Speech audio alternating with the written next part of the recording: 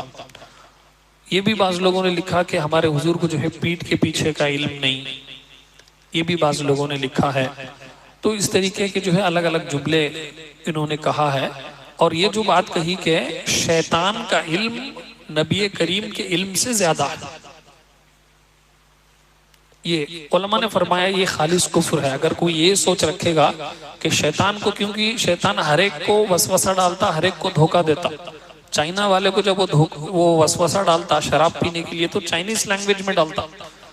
Europe امریکہ میں رہنے والے کو جب وہ بزنس میں دھوکہ دینے کے بارے میں آئیڈیا دیتا تو اسی کے لینگویج میں دھوکہ دینے کا آئیڈیا دیتا.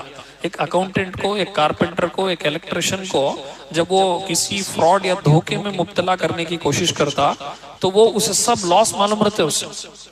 کہ تو ایک آڈیٹر جیسے دھوکہ دیتا گورنمنٹ کو بھی کلائنٹ کو، تو اسے معلوم رہتا کہ اب ریسنٹ کون سا لا، کون سا ایکٹ، کون سا پروویژن ہے جس کے ذریعے سے میں دھوکہ دینے کے باوجود بھی میں بچ سکتا ہوں. تو وہ لاز بھی جو ہے شیطان کو معلوم رہتے، سب چیزیں جو ہے شیطان کے علم میں رہتے.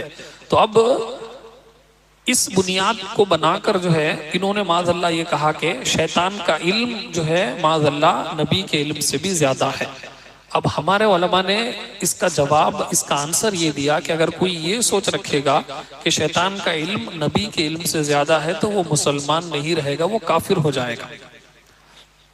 وجہ اس کی ہے کہ انبیاء علیہ السلام جو ہے وہ تمام انسانوں میں، تمام مخلوق میں افضل ترین ٹاپ کیٹیگری کی یہ جماعت ہوتی ہے نبیوں کی. اسی لیے آپ نے کئی مرتبہ بیان میں سنا جب آدم علیہ السلام کو بنایا گیا تو فرشتوں کو حکم دیا گیا کہ انہیں سجدہ کریں. اور فرشتے جو ہے وہ جنات سے بھی افضل. شیطان جو ہے یہ جنات کی کیٹیگری میں آتا. شیطان کو کس سے بنایا گیا؟ آگ سے، اور یہ جن ہی ہے. اب فرشتوں کو حکم دیا گیا، ٹاپ کیٹیگری انبیاء علیہ السلام کی، ان کے بعد فرشتے، ان کے بعد جو ہے یہ جنات آتے.